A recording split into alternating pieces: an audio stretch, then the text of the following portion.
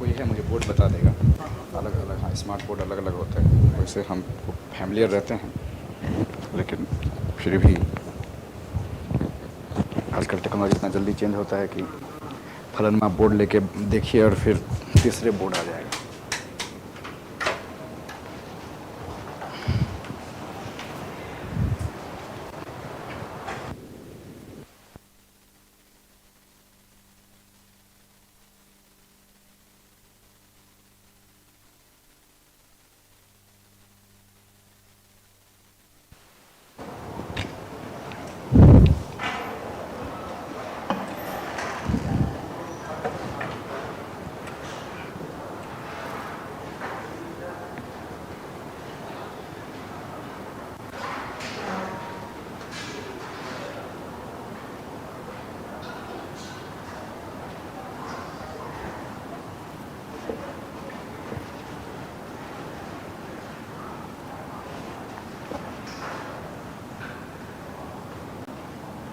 Page change करने के लिए, पेज चेंज करने के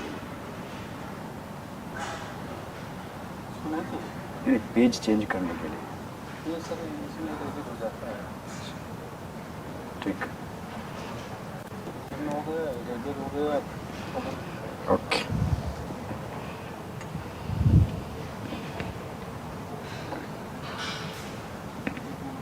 okay.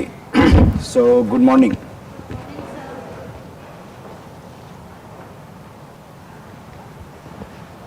Right, so today we are here for what is called a complete strategy for history, right?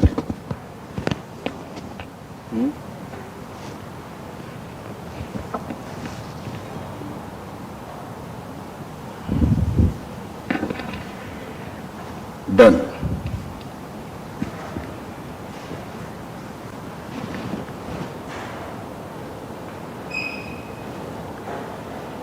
So,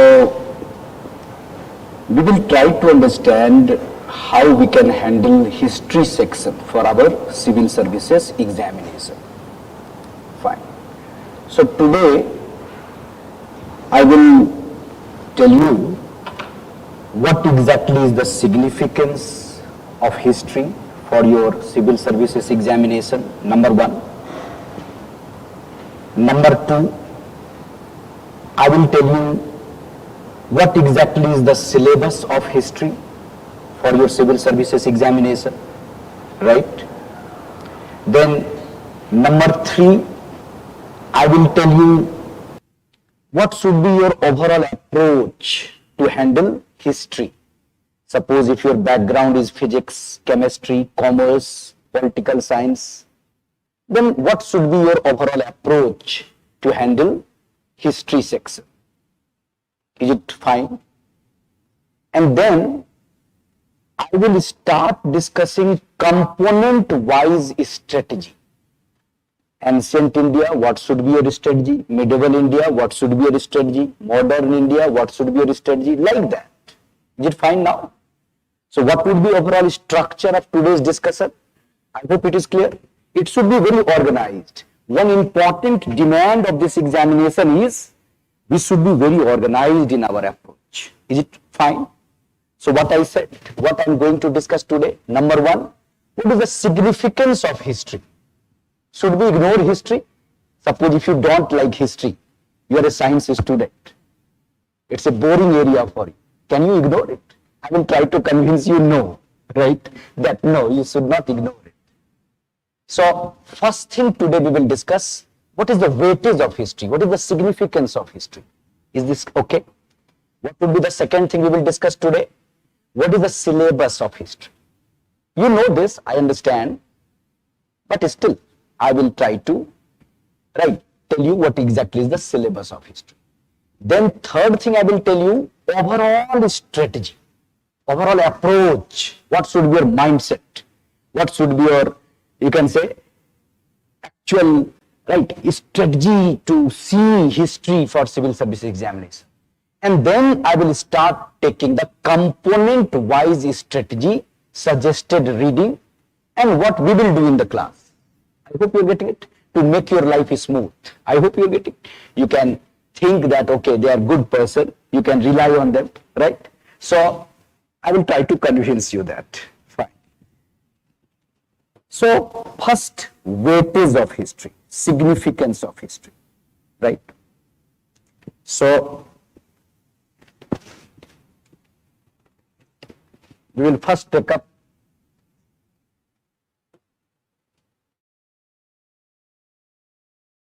significance of history.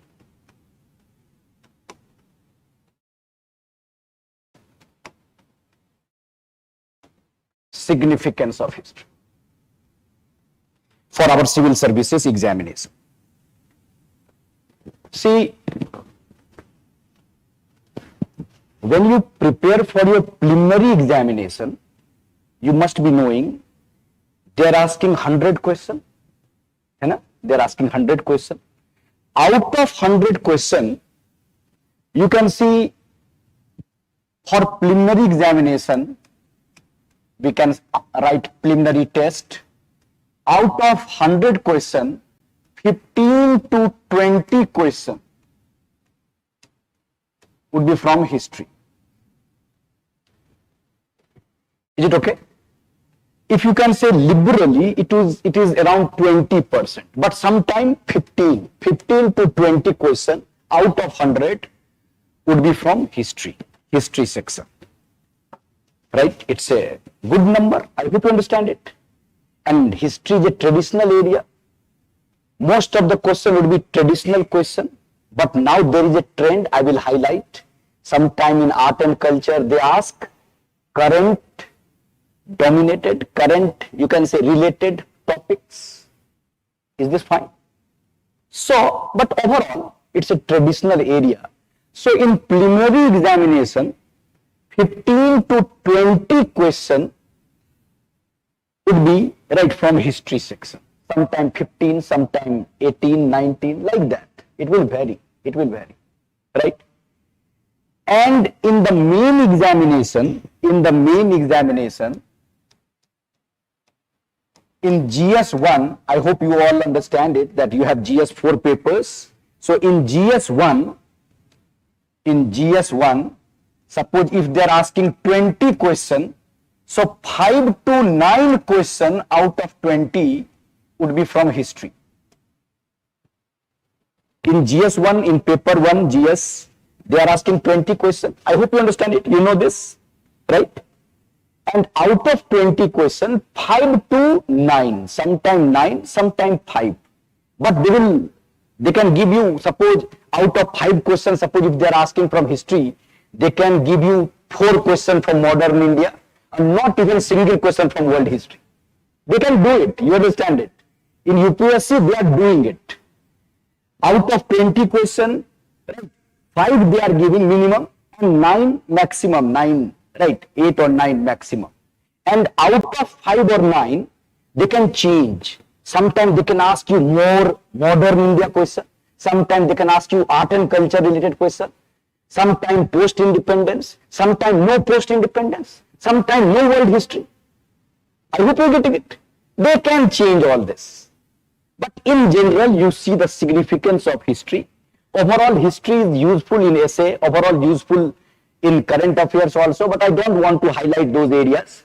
But in preliminary examination, out of 100 questions, 15 to 20 questions from history related section.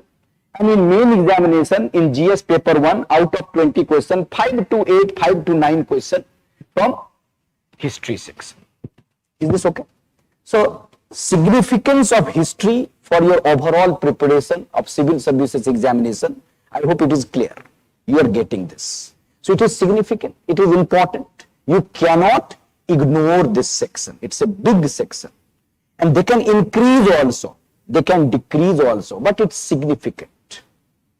Is it done? Right. Now, the second important area I want to tell you, that what is the syllabus of history for your civil services examination? What is the syllabus of history for your civil services examination? See, those who were preparing before 2013, in history, they were preparing only modern India. Only modern India. Right? And the most popular book of modern India was Spectrum. So whenever you are preparing for civil services examination, you are purchasing a popular book called Spectrum, right? And you are reading Spectrum. That's it. History is done. History is done. Only Spectrum is sufficient. So initially, the syllabus of history for civil services examination was only modern India. Mainly modern India. And you will see you can say, if you can see the last, right, any interview of any topper 10 years ago, they will recommend that focus only on modern India, rest you forget. This is the general advice. If you don't know the present trend, you will also tend to advise what? History may only modern India you cover. Only Spectrum you cover. Rest, chhod do. But syllabus is now different. Focus is now different. Trend is now different. Right? So, initially there was only modern India. But after, you can say 2013, gradually ancient India, medieval India, art and culture, world history, post-independence, they have added. Theoretically also they have added, and in question also they have added, right, more dimension of those areas. So what is the syllabus of history for civil services examination now? Syllabus for history is, you have ancient, you have medieval, you have modern, then you have post-independence, then you have world history, and then also you have art and culture. One more area you have clearly, art and culture, heritage, art and culture. Is it done? Are you getting it?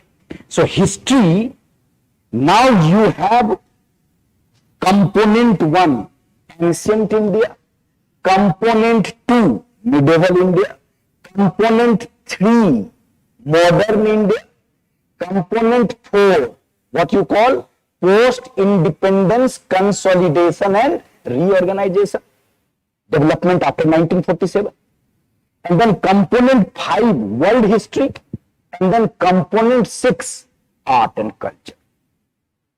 Can you see this?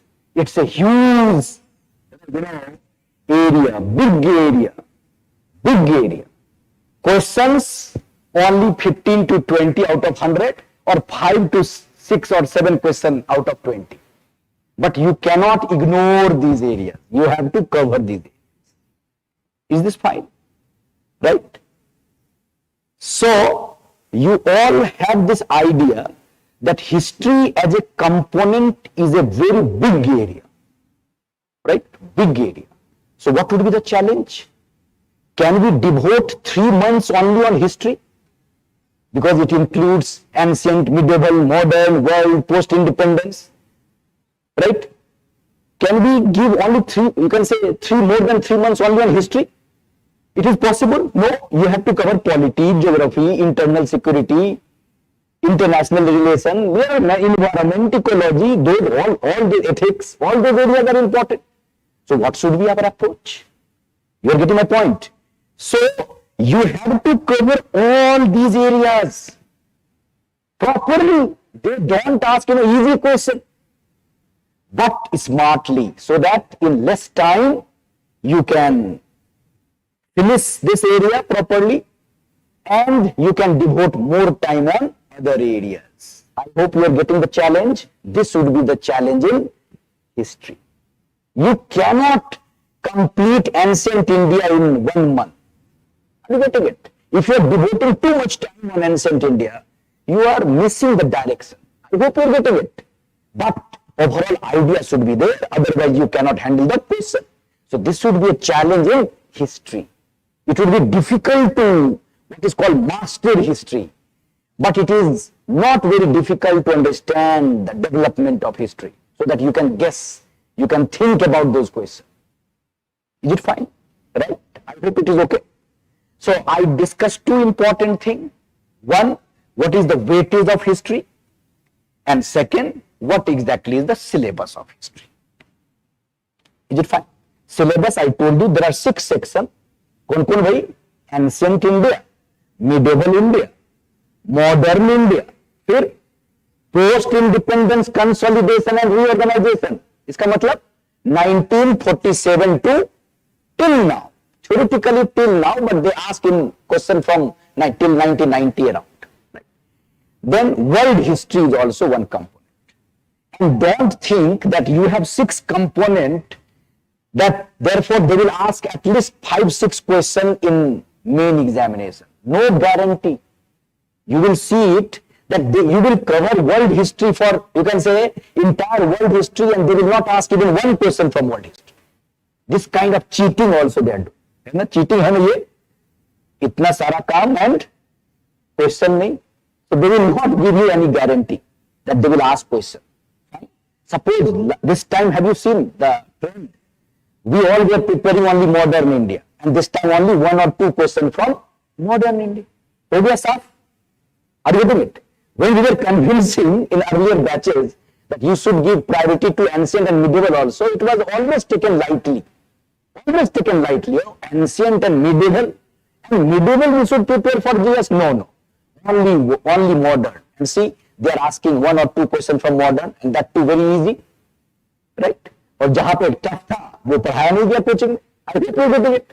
So therefore, your approach should be inclusive approach. Done. 2 important things we discussed. Now I will take up the overall strategy. Right? You know, overall strategy of history. What should be your approach in history?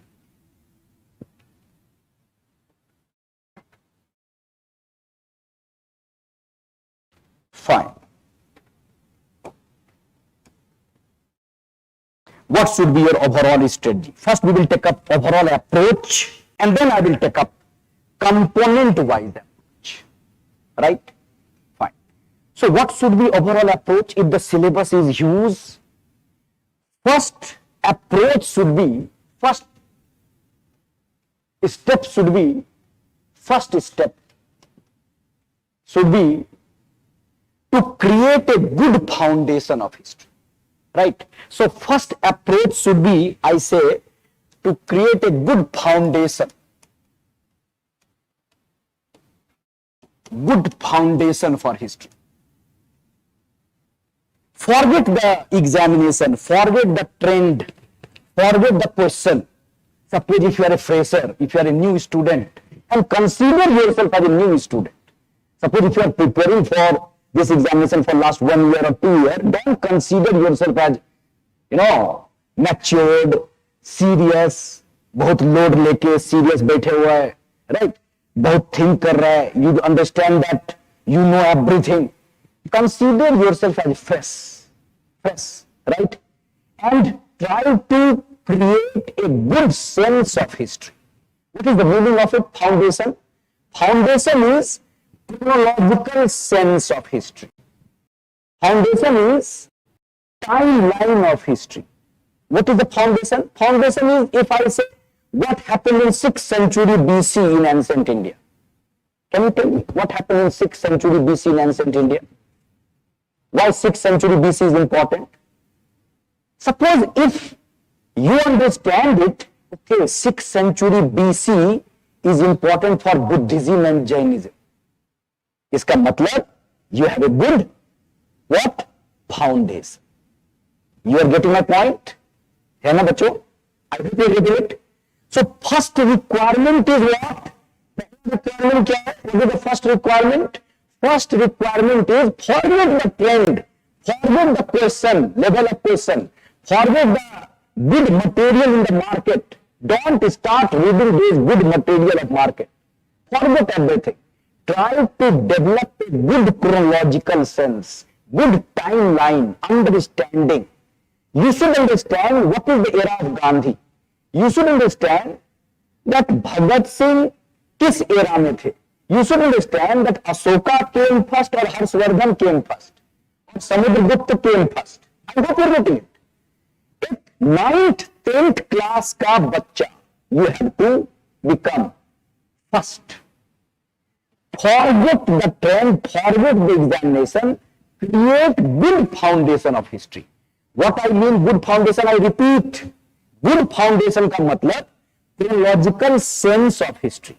That in ancient India, this is the chapter 1, this is chapter 2, this is chapter 3.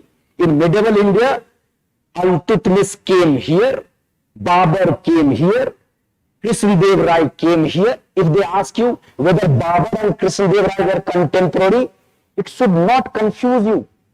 Suppose if you are confused that Babur and Krishnadev Rai they are contemporary or not, इसका क्या मतलब है?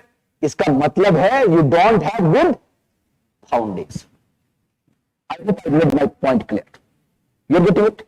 Try to understand. If you don't have understanding about chronology, if you don't have understanding about the sequence, timeline, how can you add facts? I will give you suppose 30 information about Vijayanagar Empire. This information, all this information is meaningless. I hope you understand or not. This information is meaningless. What you will do with this information? If you don't understand that who all were the contemporary of Vijayanagar, if they give you that whether Hyder Ali came first or Ranjit Singh came first, if you are confused, then what is the meaning of adding 10 information in Ranjit Singh? What is the meaning of adding 10 information on Hyder Ali? How the available, you can say, material in the market will help you? No material can help you. No material. No teacher can help you if you don't have good foundation. Is it clear? So first overall strategy is what? First strategy is to create good foundation, firm foundation. And what is the meaning of firm foundation in history? The meaning would be different in geography. Meaning would be different in polity. But what is the meaning of good foundation in history? Good foundation in history is you have a sense of history. You have a chronological sense. Suppose some of you have history background, graduate. Now, this, right, problem would not be there. They understand where they can place Delhi Sultanate, where they can place Sangam period. Are you getting it? They have the advantage because they have a good foundation. But they are not prepared for this examination. Don't think that they will be prepared. उनको एक advantage है. क्या advantage है? They have the good foundation. Is it done? This is okay? Now what we should do for good foundation? Approach is we should read NCERT, lower class, 6th, 7th, 8th. Suppose if your foundation is good in history, you have a chronological sense, you can read class 9, 10th, 11th, 12th history book. But if you don't have good chronological sense, so don't hesitate. Start reading NCERT. Start reading NCERT. NCERT class 6th, class 7th and class 8th. And if, right, you read old NCERT, it is better. First read old NCERT, it is more organized. Class 6 for ancient India, class 7th for medieval India, class 8th for modern India. Ancient, medieval or modern. कौन सा NCERT? Old NCERT. Why I say old NCERT to begin with? They are more organized. New NCERT, they are good. They have good content, but they are not what? Organized. They are not organized. A new student will not appreciate chronological development. Are you getting my point? So, new NCERT you can read later, but old NCERT class 6th, 7th and 8th for ancient 6th, medieval 7th, modern 8th. You read, you start reading it and try to create a flow chart. Try to create a flow chart. In ancient India, this happened first. After this, this happened. After this chronological sequence. Is this done? Right? Or suppose if you have good senior or guardian who can give you a good base chronological story, it is better. Suppose your brother, your sister, senior, if they can give you a good chronological idea. Suppose in the class, I will also do the same. I will start with chronological sense. ये chapter, फिर ये chapter, बच्चों जैसी बात. I hope you're getting it. So, first requirement is to create good foundation. And how to create good foundation? Start reading class 6th, 7th, 8th NCERT. Suppose if you have good foundation, there is no need to waste your time. You can start NCERT from 6th, 7th and 8th. Is it fine? Is it done? Right? So this strategy is okay. So overall strategy, first requirement is to develop chronological sense, to develop timeline, to develop sequence. Suppose if they give you 4 dynasty, they ask you whether all these dynasties belong to 8th century, like this year they asked a question. So you can handle this kind of question. It should not create problem for you, right? So if you have a sense, you can handle all this question, right? Any question till now? We are discussing overall strategy, and in overall strategy, first requirement I told you very clearly, honestly, what? Develop chronological sense of history. क्या होता है ये? Meaning is, if they ask you, if your senior ask you, बताओ पहले संगम dynasty आया और पांड्याज आया और चोलाज आया, imperial chola आया, you can tell them that what is the relation between Sangam dynasty and imperial cholas. I hope you are getting it. So this is good foundation. You are not ready for exam, but you are ready for this preparation. Is it fine? Strategy 1 is clear. Now, coming to overall strategy number 2, step 2. तो इसमें कितना time लगेगा? Suppose when you start reading class 6th, 7th, 8th NCERT, suppose before the class also, as you started preparing for this exam. So what should be the time limit for creating good foundation, 6th, 7th, 8th class reading? Suppose you are doing on your own. So you will take what? 1 month, 10 days, 15 days, what? 1 month, very good.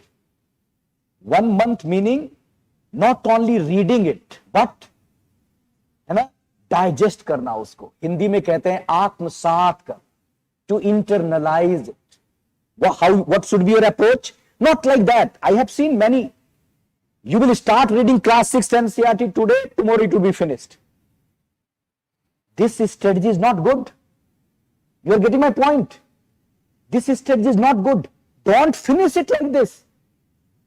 You should read it properly. Like she said, 1 month, it means honest reading, proper reading, gradually, right? Gradually, धीरे धीरे, आराम से.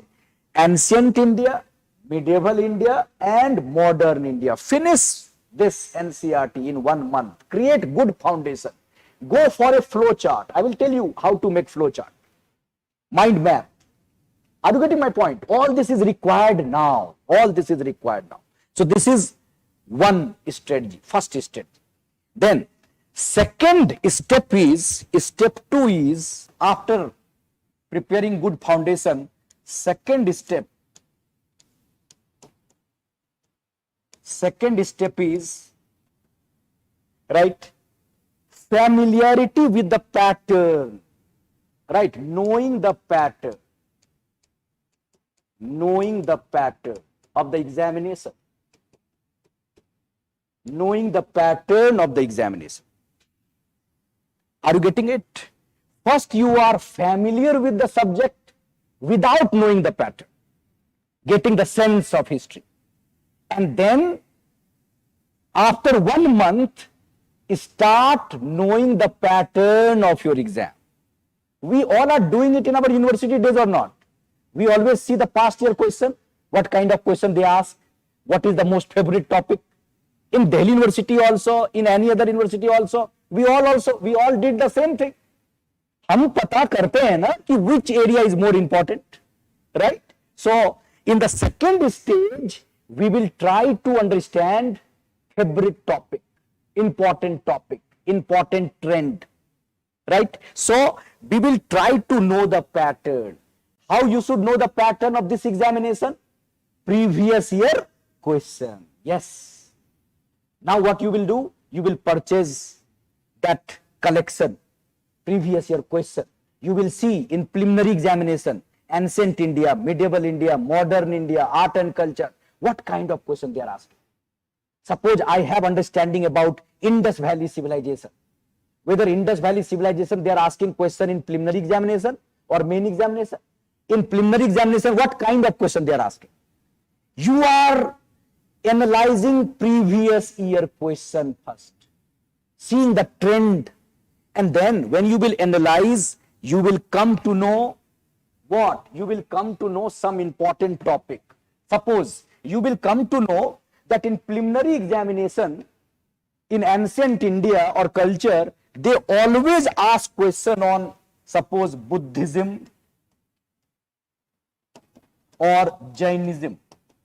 You will come to know this. When you will see the trend, anyone, even a commerce student can get this idea. Even a commerce student can get this idea that regularly they are asking question from Buddhism and Jainism. Suppose this year also in UPSC they asked question on Jainism. And it is so simple to handle, right? So when you have this idea that, okay, in ancient India, these areas are very favorite. This culture, this area is very favorite. Suppose you will ask always question on caves, question on stupas. You will understand they are always asking in UPSC. I always say in my batches that in UPSC, South India is very important. Chola, Vijayanagar, Sangam. So you will understand that South Indian history is very important. I hope you are getting my point. Hai? So what would be the step 2? Step 2 would be to understand the pattern of the examination. You will learn the trend of the examination. You will understand that some topics are very important. Now you can appreciate because you have good foundation. You have everything. You know all those dimensions. After that you see that, okay, out of suppose 9 chapters in ancient India, only 3 chapters are popular chapters. You are getting my point or not? This is very important. This is very important that out of 9 chapters of ancient India, 3 chapters are very important. So what should be your strategy? You will get a general sense of 9 chapters and you will prepare 3 chapters very properly. है ना अच्छा strategy? I hope you are getting it. Otherwise, if you don't know this, you will start focusing on all the factual information of different areas.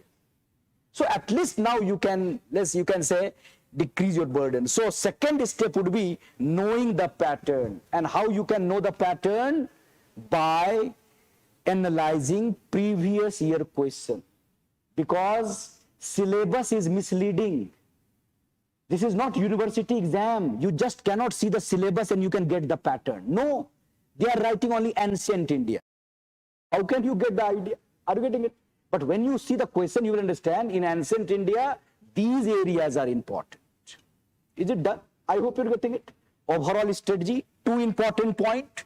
First, creating good foundation. Then after 1 month, क्या करना है? Previous year questions you have to see, you have to analyze. Just see it twice, thrice.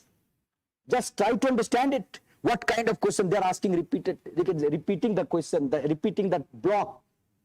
And you will understand the trend, overall trend. Anyone can understand. There is no need to tell, you can say that I will tell you that, okay, these are some important areas. You will understand it, right? It is the second step. Then, what would be the third step? What would be the third step?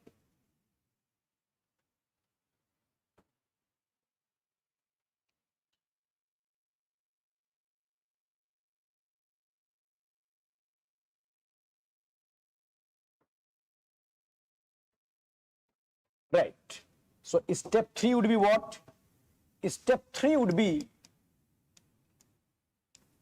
making short notes, right? Making notes,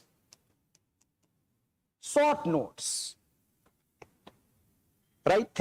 Third step of overall strategy is making short notes. You will say, why? Now we have colored booklet, right? You have good material available with you. Why to waste your time on making short notes? Why short notes? Because it will help you in quick revision. Quick revision. This is very important. 3-4 revision. For a subject like history, if you are only reading and if you are not writing anything, believe me, it will be suicide. I hope you are getting it. Even if you have covered Harappa 5 times, and if you have not, you can say, arranged the information of Harappa, if you have not revised the information on Harappa, it would not be helpful. You would be confused between Harappa and Mohenjo-daro. Suppose if I ask, great baat kahan hai? Harappa mein ya Mohenjo-daro? If you are not familiar with it, you would be confused. You must be knowing Harappa or Mohenjo-daro, but you would be confused. I hope you are getting it. So what would be the third strategy I recommend? You should not make comprehensive notes, but there should be a short note, a quick note, so that you can revise this topic very quickly. You should revise this topic very quickly. I hope you are getting it. You are in favor of this or not? Or you just want to read material? I have seen this, sorry to say, that now people, they want to listen and they want to read ready-made material. This is not done for civil services examination. Even in the classes also, right, I have noticed that they just want to listen, right? They think that, okay, ready-made material is there, they will get the ready-made notes and they will read it at their convenience. When you are not writing, when you are not making your notes, your ideas would not be organized. You will forget. Believe me, you will forget. Even I remember my days. Suppose if I was writing some information in green color, I remember, okay, this information I mentioned in my note regarding Al-Biruni in green color. So it was, right, always helpful. So I always suggest that after knowing the trend, you should make notes. Is this okay? Kab banana hai notes, bhai? Not initially. First step, what I said, getting the sense, timeline. You should not make notes. Pehle padho. Otherwise, your notes would not be proper. And then the second, know the pattern. When you know the pattern, you will make proper notes. You will emphasize, you can say, proper topic. Otherwise, you will emphasize those areas which are not important, right? So the third overall strategy would be, don't avoid notes making. Short note in your own handwriting. In your own handwriting, believe me, right? We are only typing. We are not using our pen, right? We are recording things. We are listening to it. No, it would not be very helpful. It will not help you in preliminary examination, right? Particularly in main examination, it can sometime that you remember something and you can write good paragraph. But in preliminary, information will not come to you. So you should make some short notes and you have to revise it 3-4 times. This is also must. Even in the class also, we will write something. It's not that there will be a lecture. It will be very organized kind of approach. This topic, then this subtopic, in this subtopic 10 point, then the next topic. Everything should be organized in a proper manner, right? So, quick notes for quick revision is very important for us. In your own handwriting, don't believe your friend, right? They are, in the class also, you convinced him, you make notes and you are enjoying on your mobile phone, right? Or baad mein xerox kar liya and you are just reading it. It is not good. I hope you are getting it. You make notes in your own handwriting, you highlight it, you add information, so it will give you a good sense. Is this done? And then Step 4 would be, what would be step 4? Step 4 would be practice. After making notes, after quick revision, what is required in the end? In the end, required is solving hundreds of questions. Suppose on Vedic age, suppose on architecture, suppose on national movement, you have to solve test papers, question practice. You cannot ignore it. Suppose if you are doing step 1, step 2, step 3, and if you are not focusing on step 4, if you are not practicing, very difficult to qualify this examination. Writing practice or solving question, multiple choice question, both practice is required. If you are not doing it, you cannot actually qualify this examination. I hope you are getting it. So the fourth overall step is solving hundreds of questions. Then writing practice also for main examination. Practice is also important. Quick notes, revision, and then practice. Is this fine now? So I just told you what should be your overall approach to handle history section mainly. What I said, number 1, क्या बोला मैंने? Creating foundation, timeline, chronology. Number 2, knowing the pattern. Number 3, making notes, short notes. It's not that it should be, suppose 100-page notes for ancient India. It would be boring for you. It would be difficult for you. Are you getting it? Suppose 10-page notes on ancient India, 10-page notes on medieval India. This is possible. Right now you think that no, it is not possible. How 10-page notes sufficient for ancient India? But when you will become IAS officer, you will come to know that. Okay, I did it, therefore I qualified. Are you getting it? So good students, they can revise quickly. Always remember it. Good students, they can revise quickly. So who can revise quickly? If you have notes, quick notes, your own handwriting, right? And then number 4, practice. When you are practicing, then only you are in a position to qualify this examination. Is it fine? Is it okay? Done? Now, so I talked about significance of history as a component, as a module. I talked about syllabus of history. There are 6 components. Then I talked about what should be overall approach. What should be your approach, overall approach. Now, I am elaborating different component for your better understanding. So what would be the component number 1? Ancient India, ancient history, right? So component number 1 is ancient history.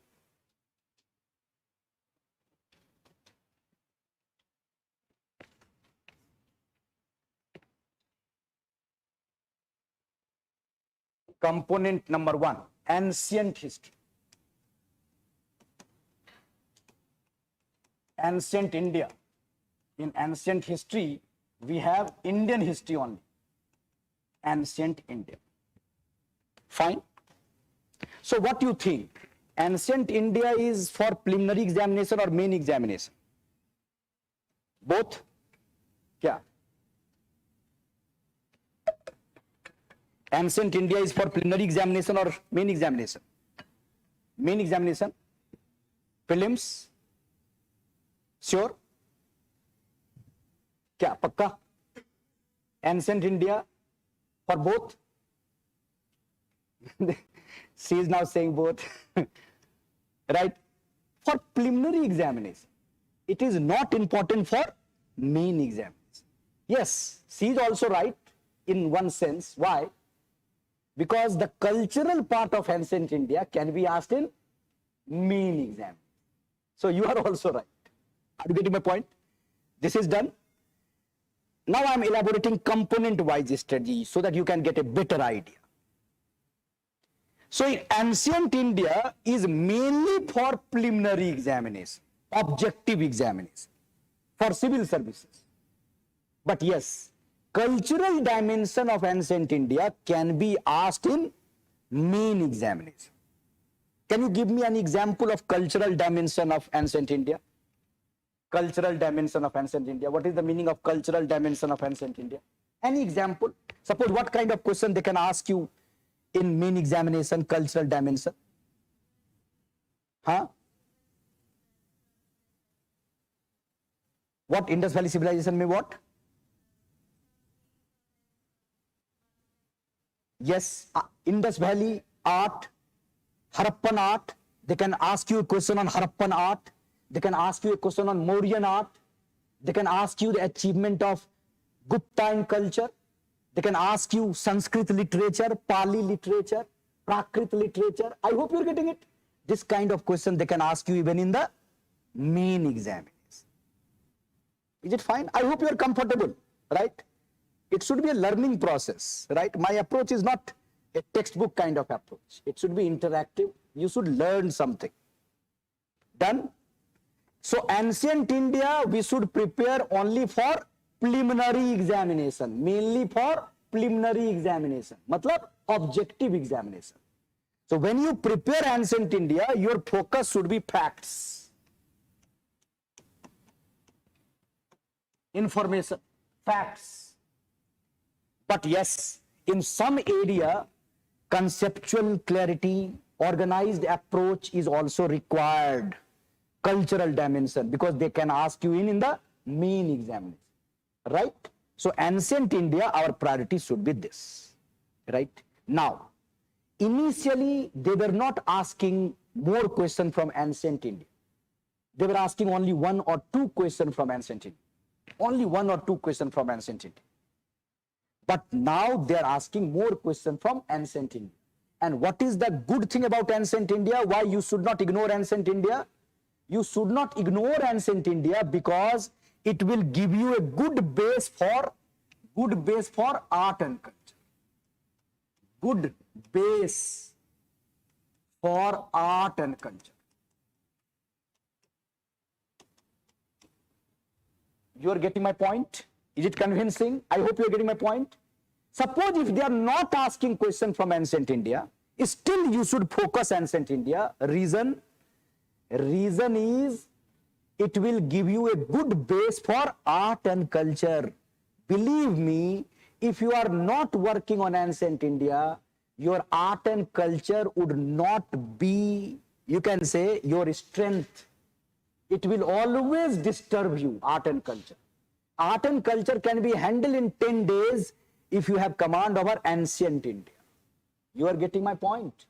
Art and culture can be managed properly when you have good command over ancient India. If you are ignoring ancient India, art and culture would be a mystery for you. It would be a difficult area for you. You will never appreciate the current development of art and culture also, right? So, any case, ancient India should be your priority. Is this okay? I hope you understand what all I said. I said one thing, art and culture को पढ़ना है तो you have to create a good foundation in ancient India. Ancient India is mainly important for preliminary examination, but some culture related topic can be asked in main examination. Right. Now, so what should be our strategy in ancient India? I told you the significance of ancient India. What should be our strategy for ancient India? You should start your ancient India from class 6th for a good understanding. And you should get the sense, right? What should be your sense? Sense should be that your first chapter is prehistory, right? Then you have what is called proto-history. Have you heard about this term? Proto-history. Then you have Vedic age. Then you have age of Buddha. We call it age of Buddha. Then you have age of Mahajanpadas, age of Buddha. Then you have, you can say, Mauryan period. Then you have post-Mauryan period. Then you have Gupta period. And then after Gupta period, you have medieval India. Simple. So how you are arranging ancient India? What is chapter number 1? Prehistory. Dusra chapter, proto-history.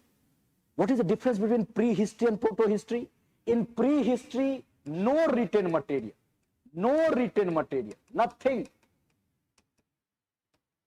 And proto-history, you have written material, but you cannot use it. You cannot use written material.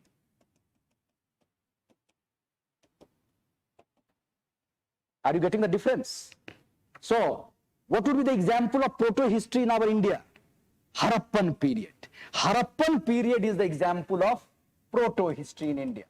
Harappan age, Harappan period is the example of proto-history in ancient India. Are you getting it? So what is the chapter? What all are the chapters of ancient India? क्या है पहला chapter भाई? Prehistory.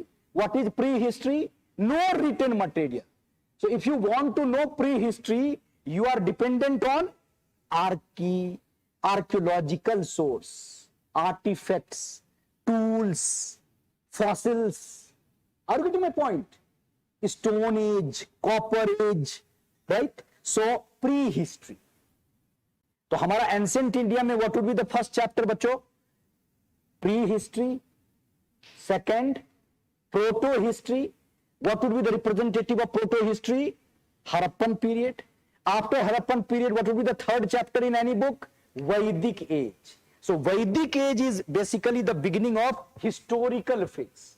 Beginning of historical phase, Vedic age. Then after Vedic age, you have age of Buddha. We call it age of Buddha. Why? Because Buddha was the representative of this age. Age of Buddha. It was an urban age. It was an urban age. See the interesting thing, how methodical is ancient India. You all know that prehistory, whether in prehistory or in this phase, there would be urban development. Urban development होगा इस phase में? Urban development होगा इस phase में? नहीं, no.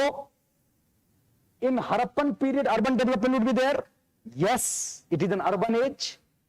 Then in Vedic age, there would be urban development. No, again rural. And then in age of Buddha, there would be urban development or not? Yes. So it is also urban. So therefore, in ancient India, Harappan period is called first urbanization, and age of Buddha is called second urbanization. Are you getting it? This is not going into depth. This is just a broader understanding.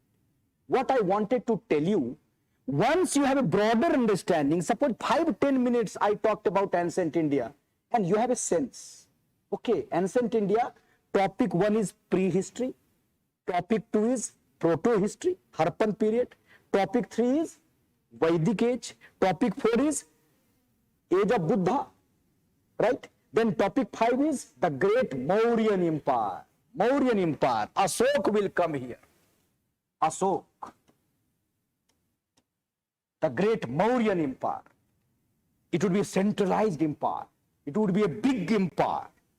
Right? And we are fortunate to have different sources.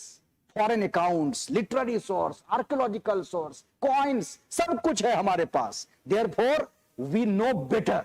We have better sense of Mauryan Empire. And once there was a decline of Mauryan Empire, again there would be a dark age. Right? Again there would be a decentralized small kingdom. But again there would be revival under Gupta age. Sometimes this Gupta age is called golden age. Because there was development of art and culture. There was development of literature. There was development of philosophy. So it was called golden age. And after golden age, again you are entering into medieval period. Are you getting it? So ancient India finished kar diya aaj. Right? So we finished ancient India today. So first topic prehistory, second topic proto-history, Harappan, third topic Vedic age, fourth topic age of Buddha, fifth topic Mauryan Empire. Empire, word देखो जरा, हमने कभी use नहीं किया empire इधर. We never use the word empire, but we are using this word now, Mauryan Empire. If you are a student of Delhi University, particularly history, when I was in first year in my Delhi University, I prepared all this topic. I went for my examination.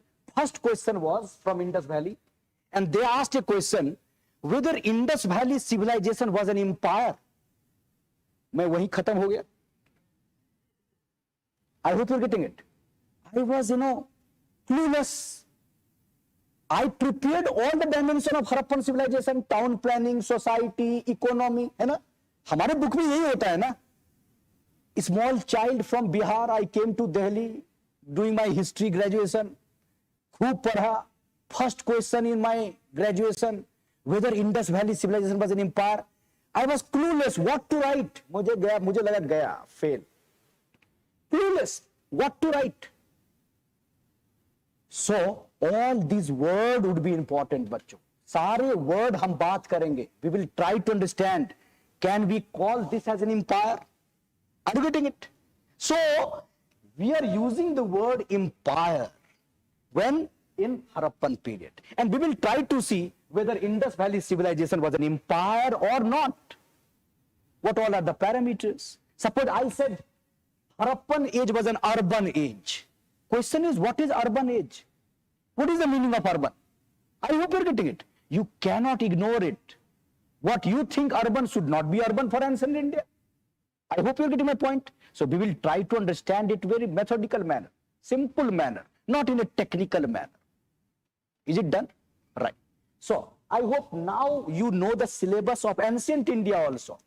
Prehistory, proto-history, Vedic age, age of Buddha, Mauryan Empire, then post-Mauryan Empire, and then finally you have the great golden age, Gupta age, and once Gupta age is over, fragmentation, small kingdom, development of what? Medieval age. है ना? Right.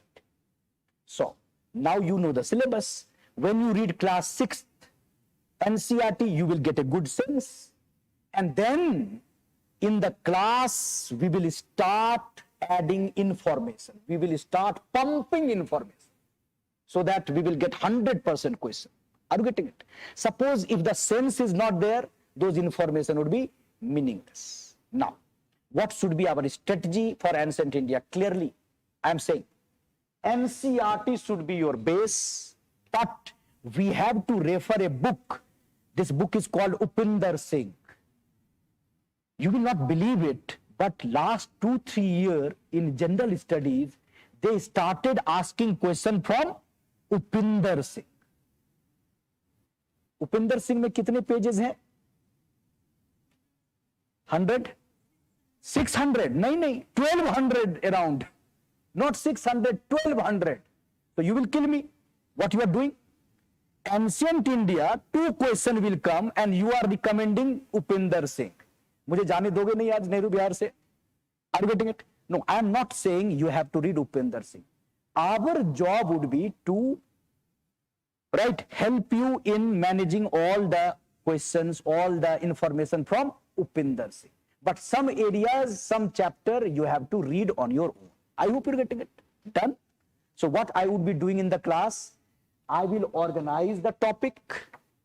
Number 1, I will explain the word in a simple manner so that a science student can understand. And number 3, I will add information. Part 3 is also important. Suppose both part is okay and third part is missing, then what is the use of my presence? I hope you're getting it. Third part is adding information. And I will add information also from Upinder Singh. Deliberately I would be pumping information, words from Upinder Singh, so that some tough question, complicated question also you can get. Are you getting it? Suppose if your background is history, suppose if your optional is history, you can read Upinder Singh on your own. No problem in that. Are you getting it? Those who are science student or commerce student, they can avoid. We will do it in the class. Is this done? Right? So ancient India is done. Ancient India, you are getting my point. I said for ancient India, NCERT reading is not sufficient, but NCERT reading will give you a good sense. Questions are now coming from Upinder Singh. This is a fact. I cannot say no. But Upinder Singh, a general student cannot manage. It's boring. It's complicated. It's bulky. It's very, you can say, elaborate, very difficult to manage. Very difficult. Right? But they are asking questions. So ancient India is done.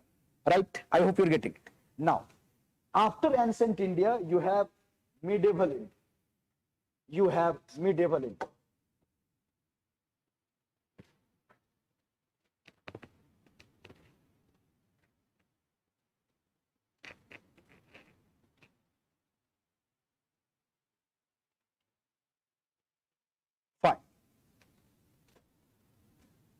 So in medieval India,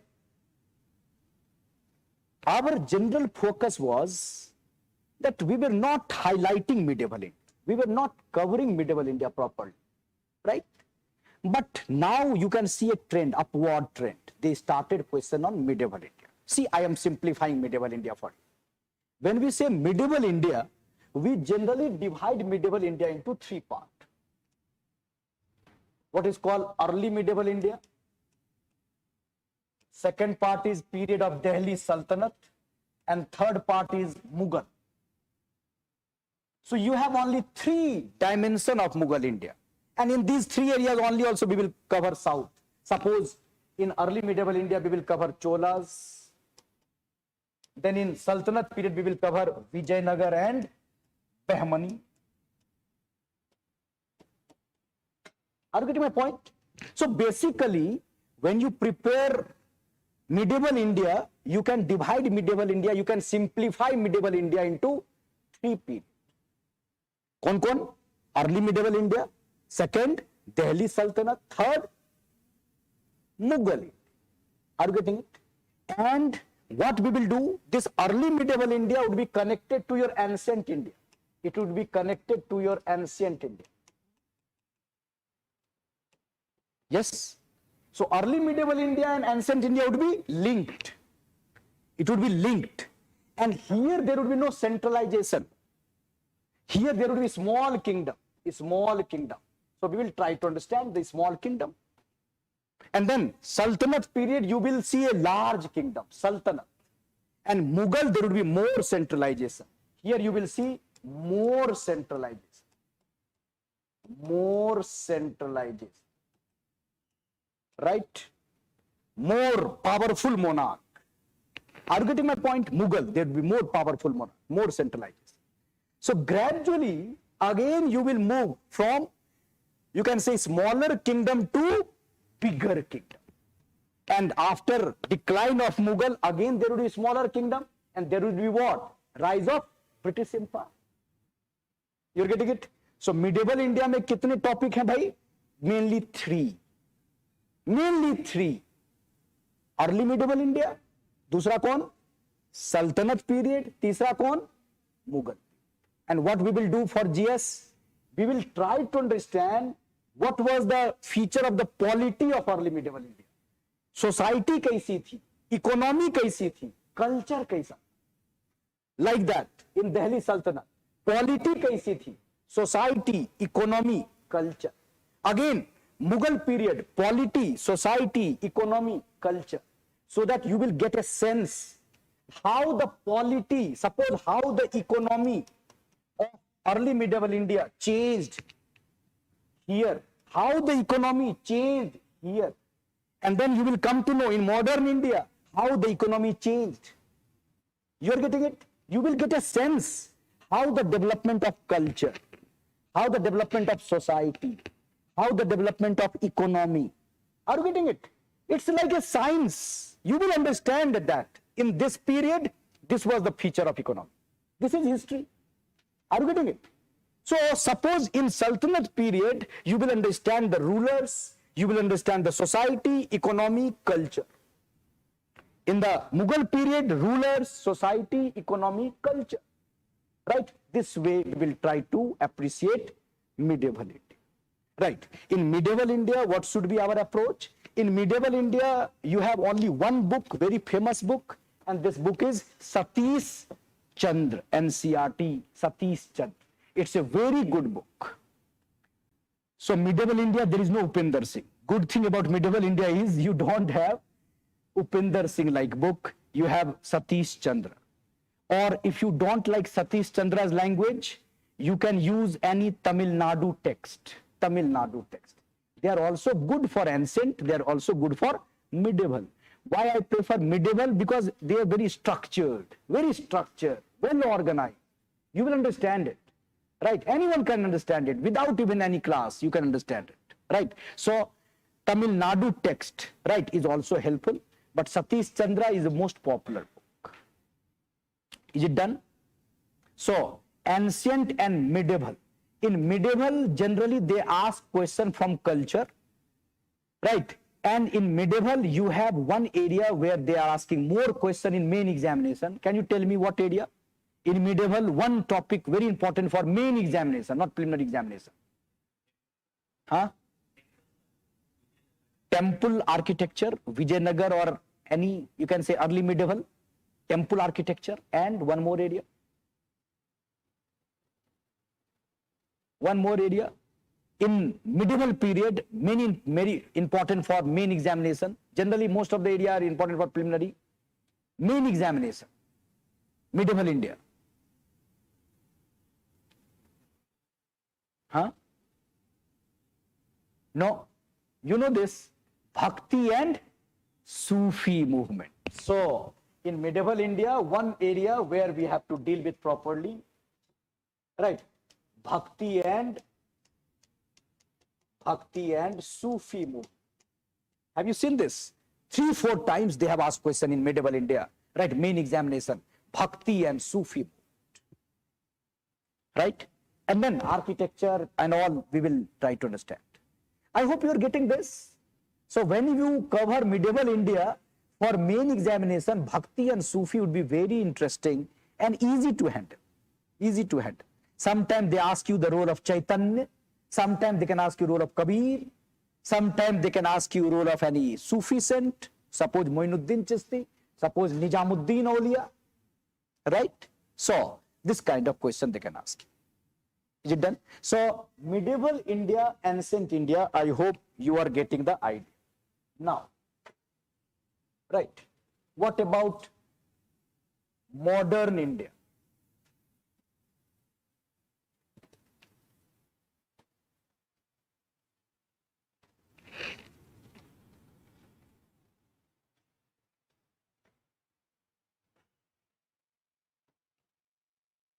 What about modern India?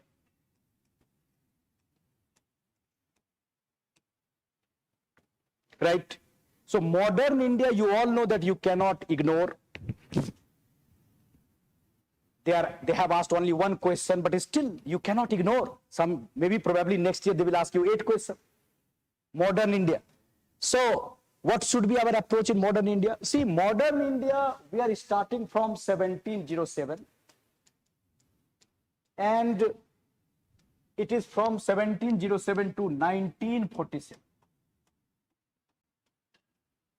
This is modern India. Why 1707, dear? Why 1707? Death of Aurangzeb. Right? So death of Aurangzeb, modern India. And after that, we started, you know, when you see the syllabus of modern India in your main examination, it is mid-18th century. Have you noticed it? Mid-18th century. What is mid-18th century? 1750s. Actually, they mean 1757. Battle of Palasi. Right? So actually, modern India is, if I can use the word of Shekhar Bandyopadhyay, from Palasi to partition. Right? Just try to understand. I say modern India is technically from 18th century onward. 18th century. From 1707 to 1947. But remember, I just wanted to highlight, this area you should prepare for main examination or not. Then I will understand you are getting me. Suppose any development in this area, can it be asked in main examination? For example, suppose I say, you all should be knowing that Nadir Shah invaded in 1739. Yes? Whether they can ask you this question, discuss the significance of Nadir Shah's invasion in main examination. 1739, suppose here. Whether they can ask you this question in main examination? No, it is not the part of the syllabus of main exam. You are getting this point or not?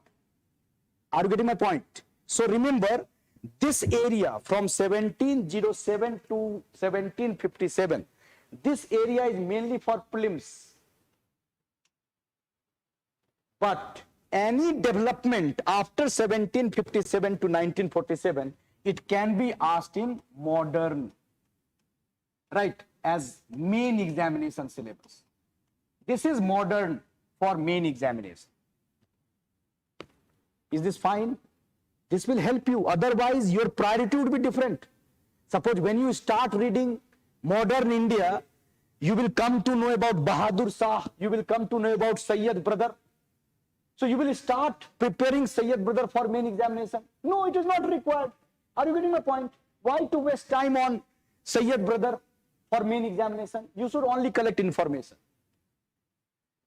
I hope you are getting it. Now you tell me, can they ask question on third battle of Panipat in main examination? Third battle of Panipat in main examination. कब हुआ था third battle of Panipat? Third battle of Panipat. 17? Well, 14 January also she is saying. Well done. Great. है ना? Well done. 1761. Whether they can ask you the significance of third battle of Panipat or Panipat in main examination? Yes. Why? Why? It is here. Are you getting my point? They can ask you a question on Palasi. They can ask you a question on third battle of Panipat. They can ask you anything in this period. I hope you are getting it. Convincing? So, for modern India, from 1707 to 1757, your priority should be preliminary examination, a basic idea, flow, factual information. And when you start 1757 onward, mid-18th century, your approach should be wherever required, main examination. Suppose when you prepare third battle of Panipat, you must know what is the significance of third battle of Panipat. You must know why those battles were fought in Panipat. Are you getting it? So, those areas would be relevant for us because it is the part of your modern India. Are you getting it? Right? So, in modern India, gradually we will try to cover a story. What would be the story of modern India? The story of modern India would be decline of Mughal Empire, rise of many states, establishment of British rule, British policies, reaction against these policies, then rise of organized nationalism, and then role of Congress, role of student, role of women, role of Subhash Chandra Bose, role of communist, role of tribal, role of peasant, role of working class, role of capitalist in our freedom, role of different section. I deliberately emphasized it. Don't think that your modern India is all about Congress. Are you getting it? It's not. Modern India is not all about Congress or Gandhi. Modern India is all about different section, role of different section. Even tribals contributed, even working class contributed, even the communist left contributed. You cannot ignore Subhash Bose, you cannot ignore Ambedkar, you cannot ignore, right, different personalities. Now they are highlighting those personalities. I hope you are getting it. है ना? पहले जो हम पढ़ते थे क्या करते थे? We were only focusing on, right, Congress or Congress leaders. This is also required. I am not saying that this is not required. We will try to cover those areas. But now we will try to highlight role of different section. Right? Now they are asking more question from different section. Now the subaltern school, history from below, is also an important area for us. Fine. So modern India, we will try to cover like this. Right? Done? What would be your suggested reading? What would be your book for modern India? If your modern India is good, basic understanding is there, you should rely, still you can rely on Spectrum. Right? I am very clear about it. Spectrum is a popular book because it's a good compilation. It's a compilation of Bipin Chandra and your NCERT. Have you seen that? Spectrum is nothing new. It is just a short note of what? Bipin Chandra. There is no need to read both. When you are reading Spectrum, you are reading what? Bipin Chandra. Are you getting my point? तो दोनों अलग अलग नहीं है. बिपिन चंद्रा का notes है क्या? Spectrum. Are you getting my point? So Spectrum is a good book. Why? Because actually you are reading NCERT and Bipin Chandra. Is this okay? Are you getting my point? So don't think that spectrum is something new. No, it's a good compilation of NCERT and Bipin Chandra. So spectrum you can read, no problem in that, right? Then after spectrum, now we will try to include in our classes Shekhar Bandhopadhyay, Palasi to partition. Some areas of Shekhar Bandhopadhyay are very important. So those who can read Shekhar Bandhopadhyay also, it is always good. If you don't read, right, try to refer some topic. I will tell you some topic of Shekhar Bandhopadhyay which they are asking, and you have to read Shekhar Bandhopadhyay. So actually for modern India, you need two books. One is Spectrum and second is Shekhar Bandhopadhyay. Basically two books, right? Shekhar Bandhopadhyay is required in stage 2, not in stage 1. And never start Shekhar Bandhopadhyay without reading Spectrum or without reading ancient, you can say NCERT. है ना? Anyone who have gone through Shekhar Bandhopadhyay or have some idea about Shekhar Bandhopadhyay? बहुत interesting है ना book? है ना? नहीं, बहुत boring है. I hope you're getting it. इतनी boring कोई किताब ही नहीं है. I can tell you that. Shekhar Bandhopadhyay. I can give you this guarantee. One chapter when you will read, second chapter you will never start. Because first chapter would be disappeared, you know. So Shekhar Bandhopadhyay is boring, no doubt about it, but you will appreciate Shekhar Bandhopadhyay when you have a sense of modern India, right? Lekin that sense is required first. Is it fine? Right? So modern India, I will recommend popular book like Spectrum, but you have to add Shekhar Bandhopadhyay at later stage, not in initial stage, right? And don't think that, no, I will learn because I have understanding. No, don't start. Otherwise, you will lose, right, interest in modern India, and that would be very difficult then, right? Done? So modern India is okay. Then after modern India, you have a small area called post-independence consolidation. Post-independence consolidation.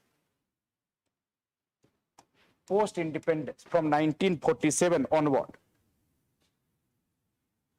Right. In post-independence, what is required?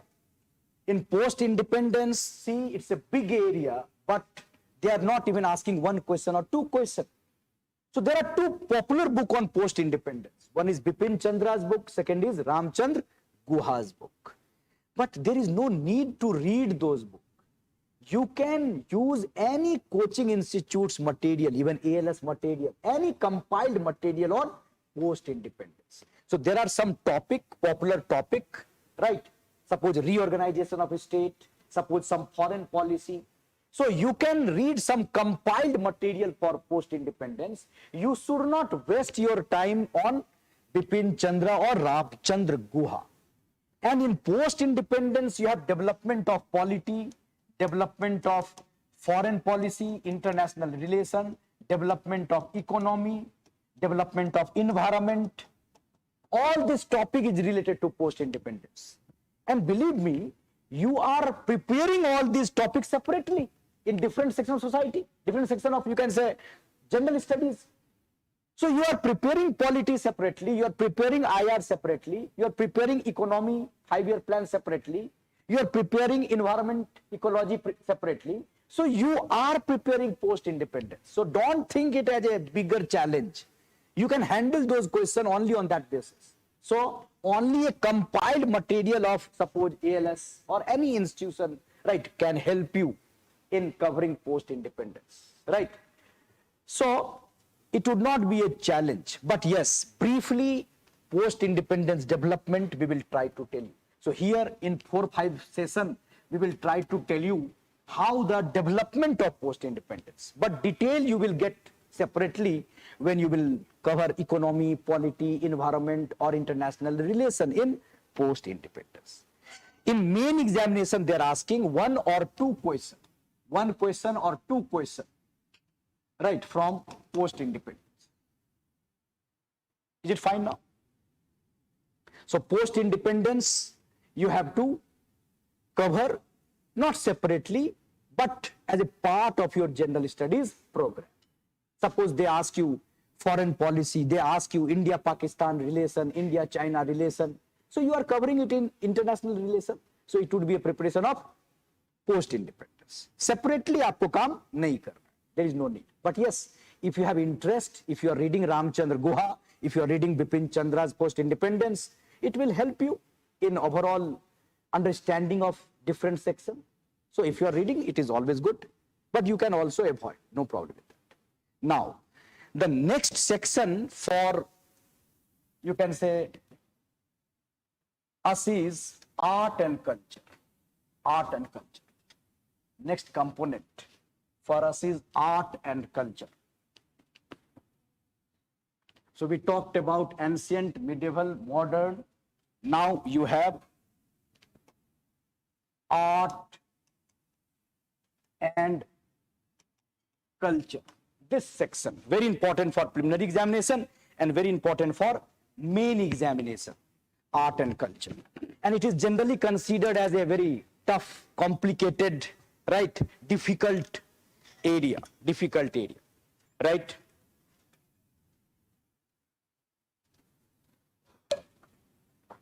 Okay, so we will talk about art and culture, how to approach art and culture. Any question till now? Anything? It should not be a boring exercise, you know. Teaching nothing, only strategy. Right? So, any question you want to ask? Then I will tell you art and culture and world history. How to handle. Till now, anything, or you are getting everything? It is organized. कुछ पूछना चाहते हो? कुछ नहीं? कुछ तो पूछो. केवल मैं बोलूं. Yes. Anyone with history background? वो थोड़ा बोर हो रहा होगा, बोला होगा ये क्या बच्चों वाली बात बता रहा है. Yes. Anything you want to ask, any confusion? Then I will tell you art and culture and world history, how to manage it. These two are considered as a complicated area, but it will not be a complicated area for us. Yes.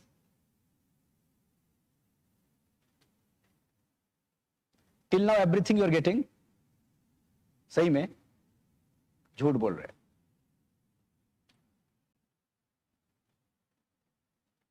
कुछ नहीं.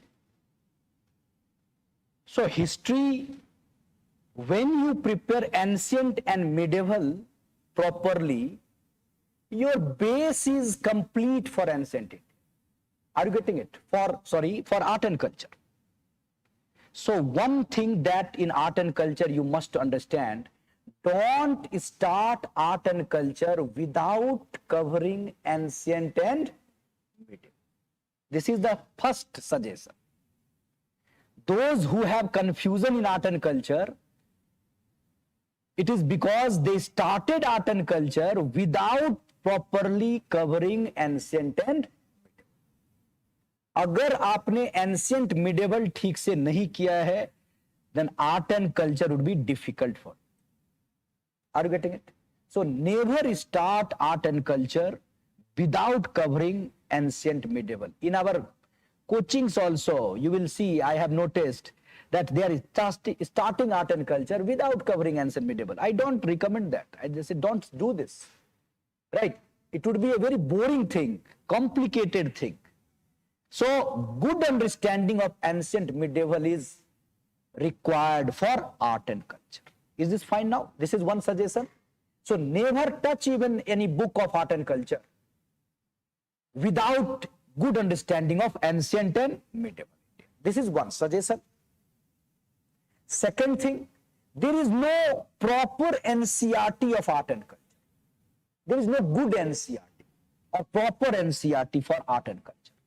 Those NCERT book on art and culture is like documentaries. Scattered information. It's boring. It's not very methodical, right? They are again pumping information. So therefore, avoid that in the beginning. Is it done? So दो बातें कहा मैंने. First, art and culture we should prepare after ancient and If you have not done ancient medieval, forget art and culture. I have seen many experts, they say, forget ancient medieval, do only art and culture. See how it is possible. Have you seen that? Many people, they are recommending only art and culture kar lo, ancient medieval chhod do. How it is possible? Not possible. You will not get any question on art and culture if you don't have good understanding of ancient medieval. Right. Now, and you don't have NCRT, good NCRT. So if you don't have good NCRT, so it is always easy to prepare art and culture. Try to understand. Where you don't have NCRT, it means we all are equal. Are you getting it? Anyone can start, anyone can understand. So in art and culture, basically, you have three areas. Art and culture में तीन areas है बच्चों. What we call visual art. Second is called performing art. And third is called literary art, literature. And then we have some miscellaneous topic. I will say current related topic. Current related topic. ठीक है? I hope you are getting me. You are fresh. Tired नहीं होना चाहिए दिमाग. Otherwise, you will not get what I am trying to indicate in art and culture. Right? Art and culture, no NCRT, no clear-cut NCRT. So you cannot create good foundation from NCRT in art and culture. Right? In art and culture, basically you have three major areas, three major topic, and then fourth is miscellaneous topic or current related topic. Why I say current related topic? Suppose any craft or any handloom industry of Kashmir is in news, then it can be asked. Any fair, any festival is in news of Assam. India is a land of festival. Suppose in the class I am coming and today I am discussing 100 festivals. What is the use of it? Is this the teaching of art and culture? आप भी पागल हो जाओगे, मैं भी पागल हो जाऊंगा. Suppose in one area, suppose in Manipur, in Assam, in Bengal, you go, because I was visiting Manipur regularly, जब भी जाता था बोलता था सर आज फेस्टिवल है, कल फेस्टिवल है, परसों फेस्टिवल है. In Bengal, in my area also, in Mithila region, daily you have some festival. So India is a land of festival. You cannot prepare 500 festival of Punjab or 300 of Tripura. हमारा काम है festival मनाना. हम लोग उतना पैसा पे ध्यान नहीं देता है. Are you getting my point? जो है उसको एंजॉय करो, कलरफुल बना. This is our culture, this is our tradition. ऐसा नहीं कि जब ऑडी आएगा, जब आईएएस बनेगा तब एंजॉय करेगा. We don't consider those thing. We enjoy. आज बारिश हुई है, फेस्टिवल. आज ज्यादा धूप है, festival. Are you getting it? ज्यादा ठंड है, festival. Are you getting it? So this is our beauty. I hope you're getting it. आपको अभी नहीं लगेगा, लेकिन बाद में लगेगा. यही ब्यूटी है हमारा. मटेरियलिस्टिक थिंग का एंजॉय हम लोग नहीं करते बहुत ज्यादा. Are you getting it? We are enjoying all those smaller thing in our life. Smaller thing, छोटी छोटी चीजें. Anyhow, so what I was trying to tell you that we cannot cover fairs, festival in the class. It is not possible. Then what we will do? Suppose last 2-3 years, some fairs and festival, if they are in news, if they are in, you can say news for some reason, then we will highlight those festivals, fairs. So we will call it miscellaneous topic, current related topic. Is this done? Are you getting my point? Right? So art and culture का ये मतलब नहीं कि there is a 30-page booklet on fairs and festival and you are revising it 10 times. What is the use of it? Whether you will remember it? No. You cannot remember that this festival is related to Tripura. How to remember the features of those festivals? It is not possible. Anyhow, so generally we divide art and culture into 4 parts: visual art, performing art, literary art, and then current related topic, miscellaneous topic. So when you are preparing art and culture, there is a need to appreciate current issues. Current affairs is required. So art and culture, when you are preparing, it should be, you can say, prepared with current affairs. If you are not adding current affairs in art and culture, you will not get question. Suppose if they ask you 5 questions on art and culture, probably 3 would be from current affairs, 2 would be from tradition. You are getting my point? So sometime we also recommend that if you are not interested in the traditional art and culture, forget, only prepare the current part. Are you getting it? Suppose any temple is resembling our new parliament, it can be asked. Suppose 64 Yogini temple. Are you getting my point? है ना? कोई temple है जो गुजरात में है, नया बना है, it is like stupa, suppose, then it can be asked. So anything in news, any architecture, any craft, any fair, any festival, any personality. Suppose Ramanujacharya was in news, Statue of Equality. So Ramanujacharya, they can ask you question on Ramanujacharya. I hope you are getting my point. कहने का मतलब ये है कि we can catch those questions on art and culture just by appreciating the development of current development, what is going on. If you don't have idea about it, then art and culture is meaningless. So therefore, there is no need to revise any 1000 compiled book for art and culture. Don't do it. There is no need of that, right? Traditional area, it can be covered within 5-7 days, and then your focus should be what? Current. Is that done? Right? Now, when we say art and culture, we have 4 areas. First area is visual art.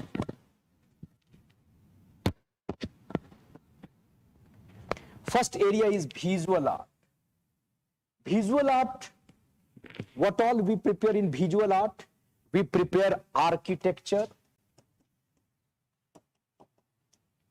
We prepare architecture. We prepare painting. We prepare sculpture. We prepare potteries, pottery making. So these all are what is called visual art. क्या क्या आता है visual art में? Architecture, sculpture, painting, then pottery tradition. All this will come in visual art, right? So visual art is very important for us. And remember, this visual art can be prepared with the help of history NCERT. In most of the history book of NCERT, you have idea about architecture, painting and sculpture. So it can be handled with history NCERT. So if you are preparing ancient medieval India history, you are preparing architecture, sculpture and painting mainly. But yes, some modern painting is not covered in our NCERT properly. Some regional painting, suppose Mithila painting, suppose Worli painting. Are you getting it? It is not covered in our NCERT, so that we have to add. But yes, if you are a good student of history, visual art can be handled. ठीक है? So first dimension of our art and culture is what? Visual art. In visual art, you have architecture, you have painting, you have sculpture. Try to understand. Otherwise, you feel that this is very difficult. No, it is not difficult. Suppose when I say painting, suppose when I will teach you painting, what I will do? Painting, we have development. Initially, there was rock painting. Then there was mural painting. Sometimes rock painting are also mural painting. And then we have miniature tradition. So actually, in our India, there are 2 painting traditions, mural painting and miniature painting. And then I will give you example. Suppose what is mural painting, mural tradition? अगर painting इस दीवार पे कर दिया जाए, अगर painting इस ceiling पे कर दिया जाए, परमानेंट सरफेस पर, it is called what? mural painting. Are you getting it? Suppose I ask you, UPSC asked this question. Badami cave painting is the example of mural painting or not? Yes. If it is a cave painting, it is what? Mural painting. Ajanta painting is the example of mural painting.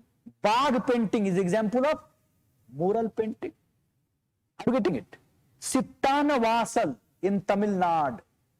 This time they ask a question, Sittanavasal in Tamil Nadu.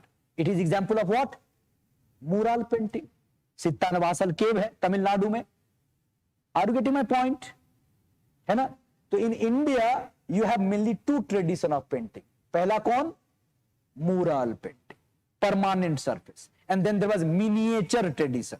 What is miniature tradition? Short. Miniature का मतलब छोटा. Suppose on temporary surface. Suppose किसी paper पे painting बना दिया, किसी cloth पे painting बना दिया, टी शर्ट पे पेंटिंग बना दिया. It is what? Miniature. Temporary surface, short. Painting is called miniature. है ना? Are you getting my point? Now you tell me, अगर कोर्ट है, अगर राजा है, so he will promote what? Mural painting also and miniature also it is possible. But when there is no court, a painter can survive on mural or miniature.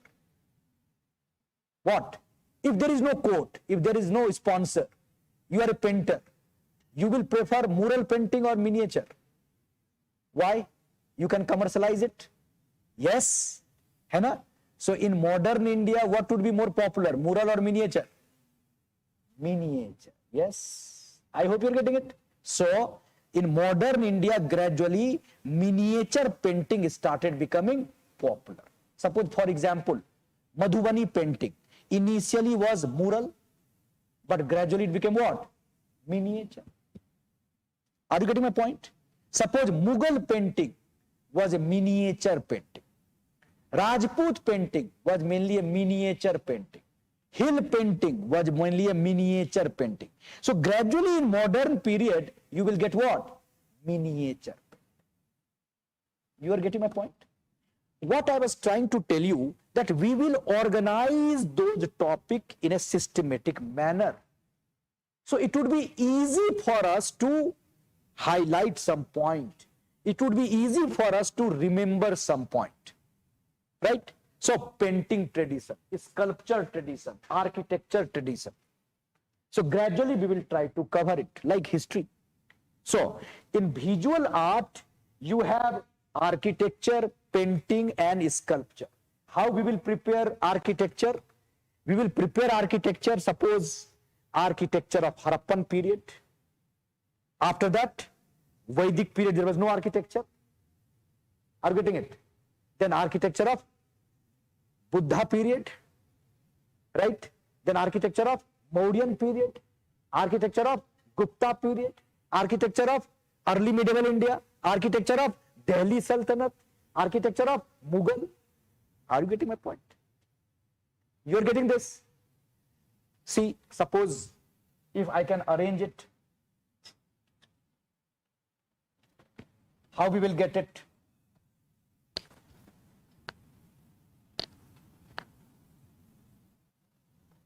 See, how we will arrange it? Suppose when we prepare architecture of Harappan period. In Harappan period, we have some building, we have some sculpture. So we will try to understand it, different heading. Then after Harappan period, there was no Vedic architecture. Then architecture of Buddha period. In architecture of Buddha period, we are getting some, you can say early stupas.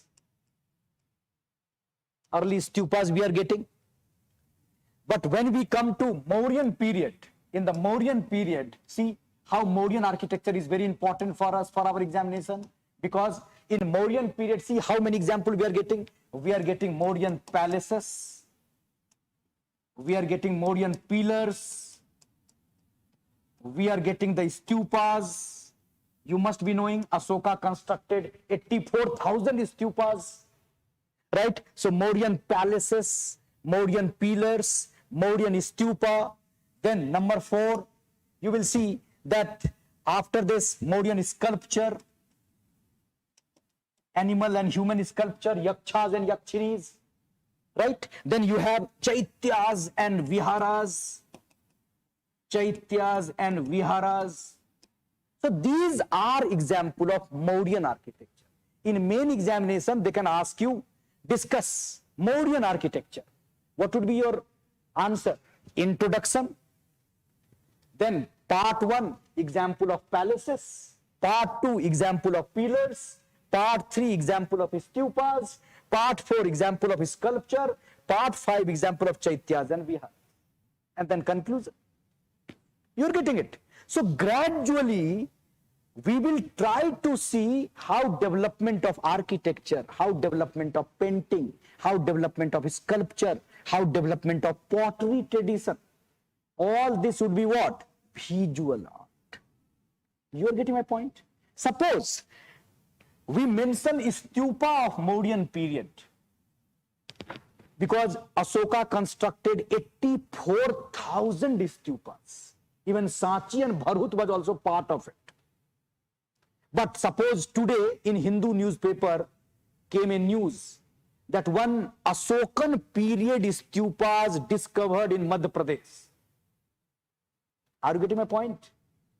So now you tell me what would be the question in your examination. Question would be, discuss the evolution of stupa architecture in ancient India. You are getting my point? अगर कोई stupa discover हो गया current affairs में, then the stupa topic would be relevant for us. Are you getting it? Suppose if there is some news regarding the Mauryan palace, actually we don't have archaeological evidence regarding Mauryan palace. We don't have archaeological evidence. But we are trying to excavate like Kumrahar, Bulandi Bagh. Have you heard about these terms? So there is an excavation going on. Actually, Megasthenes Fahian talked about Mauryan palaces. वो हमें मिला नहीं. So we are discovering, we are trying to get it. Suppose there is a bigger development regarding Mauryan palaces and there is a big news in Indian Express on Mauryan palaces. Then they can ask you a separate question on Mauryan palaces. You are getting my point? So we have to create a good foundation of art and culture, a systematic development. In this period, these development. This period, these development. And then current affairs, if they are in news, you have to add what? Details. I cannot give you, suppose, 100 stupas here because Asoka constructed 84,000 stupas. We cannot give you a list of 100 or 20 or 30 here. It is meaningless. Why to waste time on that? But in case they are in news for any reason, then those areas should be covered properly. That should be your approach.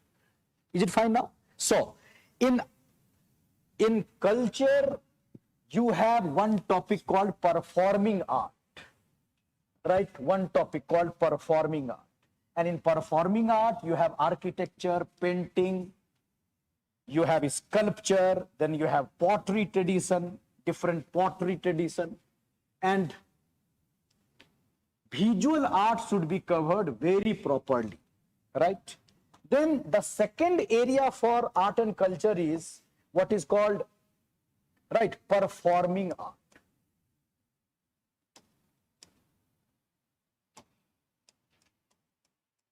Performing art. Can you give me example of performing art? Dance, music, हाँ? Drama, plays, नाटक जिसको बोलते हैं, plays, very good. Music, dance, drama or plays. Then you have circus, you have cinema. Are you getting it? Circus, cinema, puppetry. Are you getting it? Puppetry. You have martial art. Kalari Payattu they have asked. You are getting my point? All this would be the part of performing art. Music, dance, drama, circus, cinema, puppetry, martial art, all this would be the heading, would be the main areas of performing art. Done? Now, is it easy to prepare music? Forget the other dimension. Suppose if you start preparing music, whole life is also sought to understand Indian music. Very difficult. So what we should do? we should highlight some basic feature of music. And remember, there is no NCRT. For visual art, you have good NCRT. But in performing art, have you seen any NCRT? है NCRT भाई? नहीं. You don't have NCRT for these performing art. So we are dependent on what? Material supplied by Ministry of Culture. Right? Ministry of Culture. Government supplied some information regarding music, dance, drama, institution regarding them. There is a book of you can say publication division, India yearbook, है ना? इन सब में information है about music, dance, drama, circus, puppetry. What we will do? We will prepare those dimension on performing art, है ना? Suppose music we will prepare. So what we will prepare in music? We will prepare some theoretical idea about music theory. What is raga? What is tal? Right? What is thought? So we will try to prepare theory. Then we will try to divide, you can say, musical form called classical music. Classical music. Suppose folk music. Suppose modern music. Then in classical music we will divide into two parts called Carnatic music, then Hindustani music. Are you getting it? So what we will try to do, we will try to organize this topic, simplify this topic for you. And what would be our content? हमारा content क्या होने वाला है? हमारा content होने वाला है the information supplied by Government of India on Carnatic music. Are you getting it? We are not going to learn Carnatic music. मैं कोई गा के थोड़ी सुनाऊंगा what is Carnatic music. Are you getting it? We would not be trained as ख्याल music or Dhrupad music. No. हमें कुछ पता नहीं चलेगा ख्याल और ध्रुपद के बारे में. What we will do? We will try to compile some information, whatever is given in our government book. है ना? Question can come directly on that. Right? You will right now think that no, it is not possible. It is possible. Still questions are coming from those government. Right? You can say book, government, you can say gadget. So we will try to, you can say, arrange them. Now the problem is when we talk about suppose Hindustani music.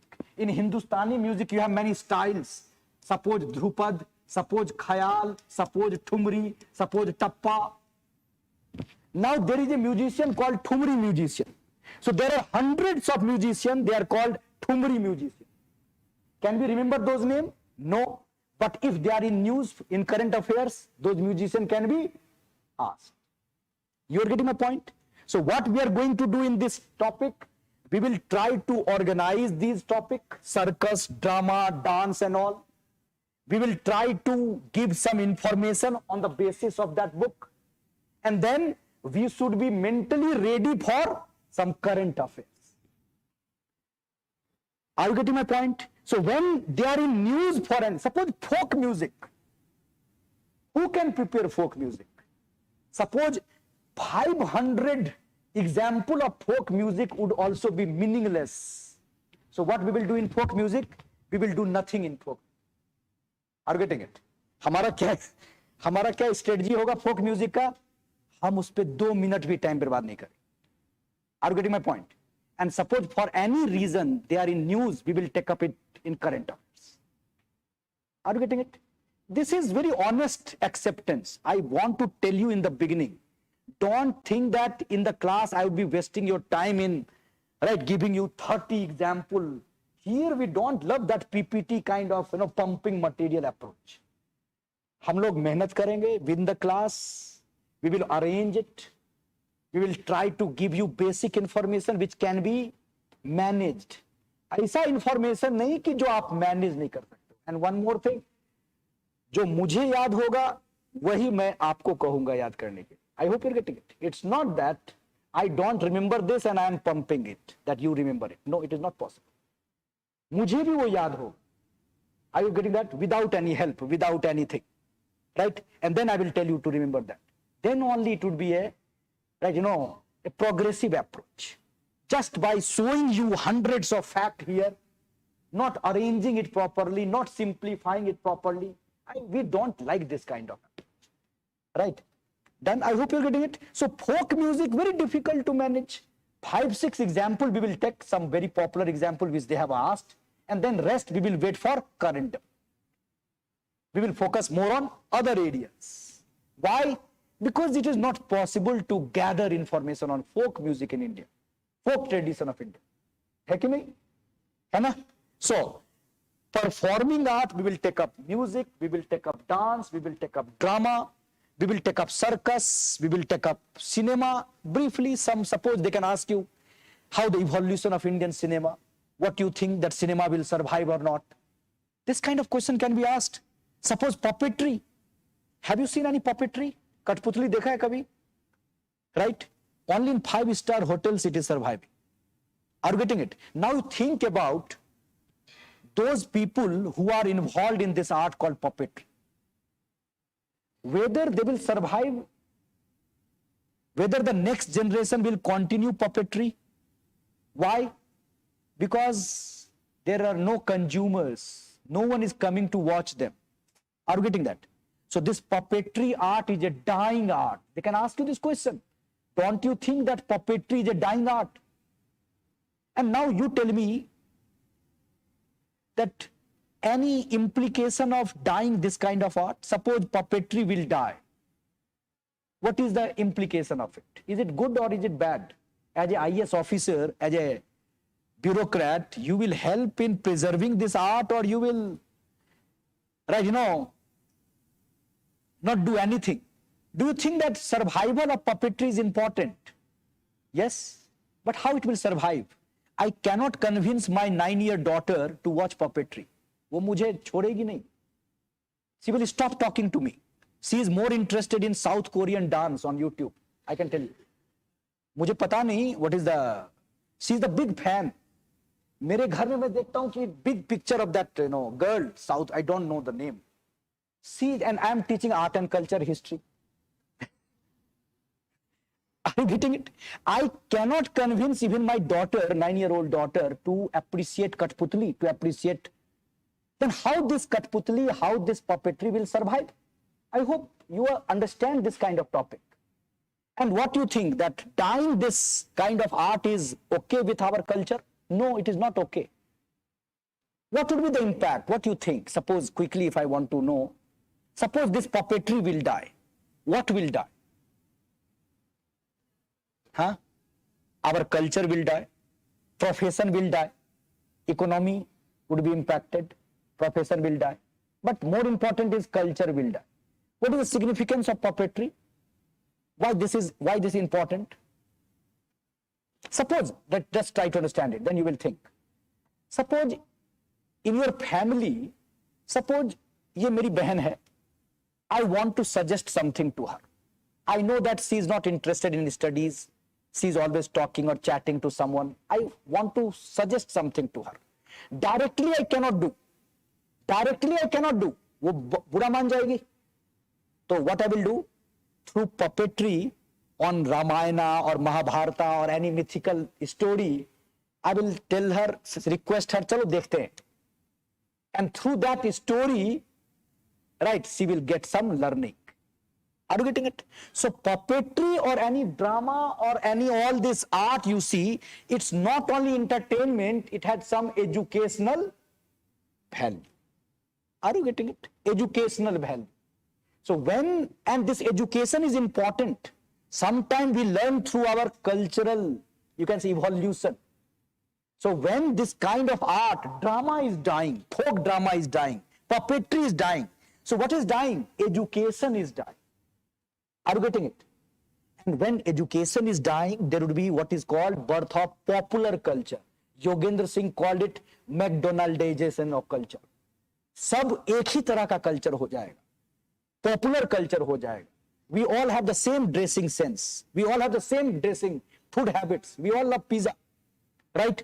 So gradually, after 2-3 generations, all the local foods will disappear. Are you getting it? Those local food would be available in 5-star hotels. ज़्यादा पे करना पड़ेगा आपको. Are you getting my point? कभी कभार, once in a year you will love it, right? Use it. So this is dying of our old tradition, culture. educational purpose uska khatam ho jayega. We will try to highlight those dimensions. So remember, they can ask you this kind of question, whether preservation of this ancient art form is required or it is not required. Today I don't want to elaborate it, but we will discuss it. These are all are emotional issues. You can say that not required. I told you, if you ask this question to my daughter, forget you, she said not required. Are you getting it? Clear cut answer, not required. But we have to convince this generation that, see, this is required, right? You have to preserve it. Done? So we will try to understand visual art, we will try to understand performing art, then we will try to understand literary art. They are asking question on literature. Have you noticed it? Buddhist literature, Jaina literature. In preliminary examination, they ask tough question. Don't worry, we will handle those tough questions. They have asked those questions from a definite, you can say, source. We know those sources. So Buddhist literature, Jaina literature, Sangam literature, right? Sanskrit literature, Tamil literature, classical language concept, all this we will take up in literary art. And then in current affairs, we will take up some miscellaneous topic so that we can handle some miscellaneous topics also related to art and culture. Is this done? Are you getting it? So what would be my suggestion? What would be our suggested reading for art and culture? For art and culture, I would say that there is no need to start any compiled book or any coaching material. No need to start it. Wait for the class. Till that time, you can just read your history and CRT books, and you should focus more on current development. Suppose in your Hindu newspaper, if some news is there related to culture, art and culture, then you must preserve that article. When I will explain that, you will use that article at appropriate time. है ना? हम लोग उस article को use करेंगे at appropriate time. You will get the meaning of it. Are you getting it? Otherwise, you will start gathering information, and those information would not be useful for you. Why not useful? Because you cannot remember those information. Is it done? So art and culture, there is no need of any compiled material, I would say. Don't waste your time on compiled material. Once we will finish it, right, that compiled material can be used. You will understand it. Okay, suppose Nitin Singhania or any other book which you are popularly reading.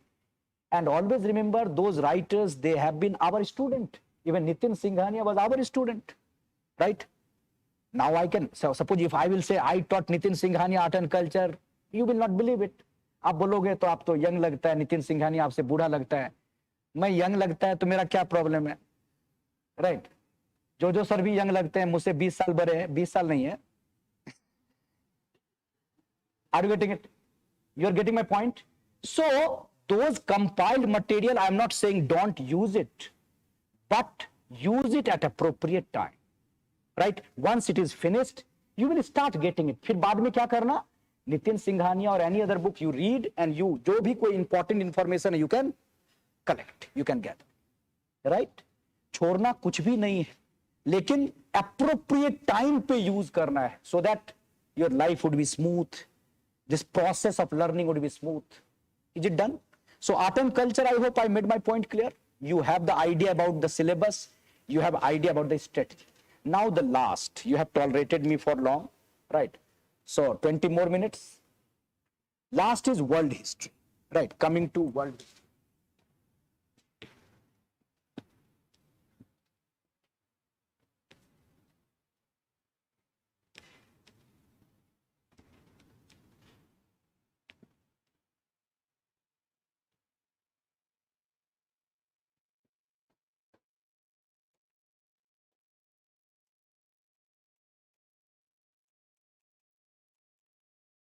Okay. World history. See, world history was introduced in 2013, as I already indicated. Before that, there was no world history in general studies. And when they introduced world history, I remember when we were teaching world history in 2013 only on the basis of syllabus, right? We covered so many dimensions of world history, but Later we realized that those dimensions are not relevant, right? So initially they asked from world history out of 24 questions. 4 questions they asked in world history. We were very happy. I was also very happy. I was teaching world history, right? After that they asked 3 questions. After some time they asked 2 questions. कुछ दिन के बाद they asked 1 question. And now we are waiting. They are not asking any question.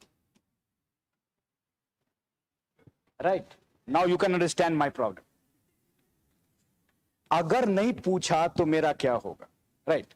So now world history, have you seen that? Last 2-3 years, as I remember, है ना, 2-3 साल से शायद नहीं पूछा एक भी question, not even a single question on world history. So when you start teaching world history, सब चेहरा ऐसा लटका के बैठा होगा, बेकार कर रहा है, क्वेश्चन तो कुछ आएगा नहीं, इधर उधर का बात करेगा. Are you getting it? But they have asked 4 questions also from the same world history. So world history is relevant for us, but world history they are asking question or they are not asking question, it is debated. Actually they are not asking question from world history, but they can ask, and a good sense of world history is required, right? So actually when we prepare world history, it is actually modern world history. It is not ancient or middle age, modern world history. Why modern world history? Because they have mentioned in the syllabus that the world history syllabus would be from 18th century. So actually we are starting world history from revolution, industrial revolution, American revolution and French. So what we will do in world history, we will talk about revolution, right? 3 important revolution of 18th century. कौन? Industrial revolution, American revolution and French revolution.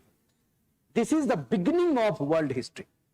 So we will try to start our world history with age of revolution. What is age of revolution? 18th century. 18th century is called what? Age of revolution. You know, 18th century is also called age of enlightenment. So we will discuss what is enlightenment. And when we will discuss age of enlightenment, we will create a background, and this background is Renaissance. What you call Renaissance, but it is called Renaissance. So we will give you a background of Renaissance, we will talk about enlightenment, and then we will talk about revolution. So world history, how we will start? We will start from Renaissance. What is Renaissance? Renaissance simply meaning is inquiry. Renaissance is spirit of inquiry. Renaissance is called rebirth, revival, but it is actually the spirit of inquiry. Suppose if you are a part of Renaissance period, what would be your feature? Your feature would be inquiry. Suppose you are going to your village, and in village people are exploited by the lords. You came there, you reached there from Delhi, and you asked why you people are suffering. Why you are not questioning? It means what? You are a Renaissance man. You are getting my point? Now you want Renaissance in your village. मेरी बात समझ रहे हो? What is Renaissance? Simple idea. Renaissance is questioning. Renaissance is questioning. Questioning the established thing. Suppose अगर आप question करते हो temple को, चर्च को, फ्यूडल लॉर्ड्स को, रूलर्स को, it means what? You are influenced by which spirit? Renaissance. Renaissance is questioning whether this world is important for us or that world is important for us. Are you getting my point? Suppose अगर मैं आपको कहूं कि you should, right, devote 6 hours in you can say nearby temple or church. So you will ask why? Why not in coaching institute? Why not in library? Why you are compelling us to go to church for 4 hours? It means what? You are not in middle age. You are in modern age. इसका मतलब आप किससे influence हो गए हो? Renaissance. Is this done? Simply, today I just wanted to tell you. I wanted to convince you that these are easy. These are not that complicated. So Renaissance. Actually, Renaissance gave rise to modern age. Renaissance gave rise to modern age. Remember, if you have the ability to question, if you have ability to think, if you have the ability to reasoning, right, rationality, it means what? आप किस as में हो? Modern age. Renaissance influenced. Suppose questioning is stage 1 and getting the answer is stage 2. And when you are getting the answer, you are in the age of enlightenment. Enlightenment. Are you getting it? And when you are getting the answer, when you are getting the solution, you want this solution from the ruler. If they are not ready to do that, क्या करोगे उनके against में? Revolution. You are getting it? So, scientific revolution led to industrial revolution. So, gradually, I will try to convince you that how Renaissance led to enlightenment and enlightenment led to revolution. And 18th century is the age of revolution. We will try to understand American Revolution. We will try to understand Industrial Revolution. We will try to understand French Revolution. And then we will see what was the impact of these revolutions. Impact of these revolutions. You know what was the impact of this revolution? Impact of this revolution was nationalism. Impact of all these revolution was rise of capitalism. है ना? Rise of capitalism. Impact of all these revolution is what is called imperialism. होगा ना? Imperialism. Because once you are enlightened, you will try to use other people who are backward. है ना? Our tendency is this. Once I am more enlightened, I will try to use those who are backward. Naturally, we have the tendency to dominate. And this tendency to dominate is called imperialism. Wish to dominate. Right? So, this revolution actually gave rise to some positive things, some negative things. Nationalism का भी rise हुआ, capitalism का भी rise हुआ, imperialism का भी rise हुआ. And all this development led to conflict. Are you getting it? And this conflict led to development of world wars. We will see how world wars. So remember, if I can arrange the syllabus of world history very simply, 18th century was the revolution, 19th century was the age of nationalism, capitalism and imperialism. And then you will see 20th century was the age of world wars. So actually, I divide world history syllabus in a very simple manner. Development of 18th century, development of 19th century, and development of 20th century. Thus finish. Are you getting it? And we will see how World War khatam ho gaya, to how UN, how Cold War, how decolonization. So this topic we will take up. Simple. I hope you are getting it. So believe me, if you don't have time, we can finish world history in 3-4 days. And it's not that you will not understand. सब कुछ समझ में आएगा, सब कुछ methodical लगेगा, and we can handle 90% of the question, except some factual question. Are you getting it? So simple outline of world history. Age of revolution, 18th century. Age of new ideas, imperialism, nationalism, capitalism, 19th century. Age of world wars, 20th century. And after World War, you have Cold War, you have decolonization. These topics are also mentioned, right? So this is your syllabus of world history.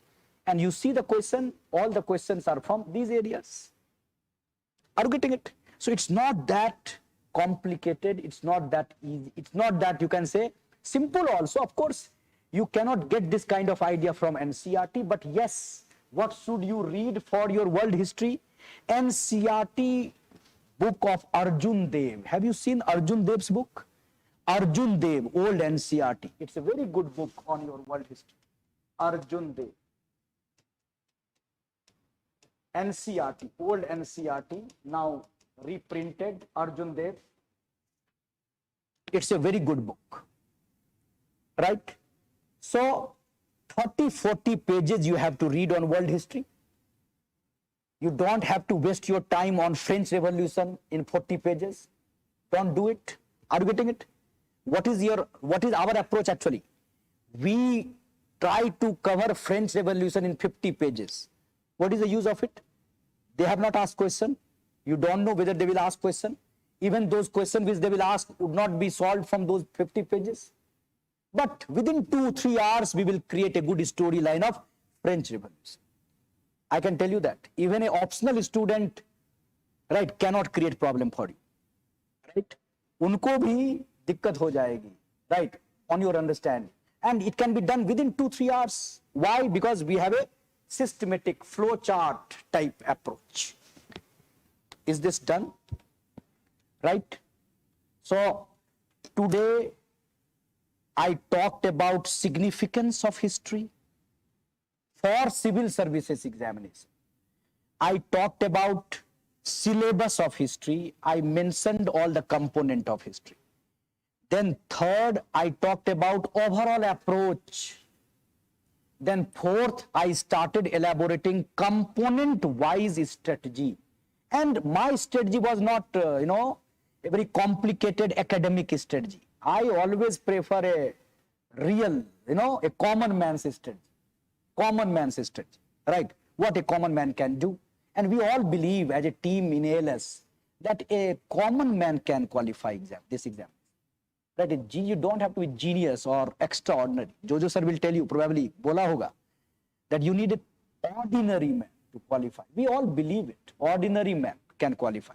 Done. So I hope it was a good experience with me today. And you have to tolerate me for this entire session. मैं छोड़ूंगा नहीं आपको, right?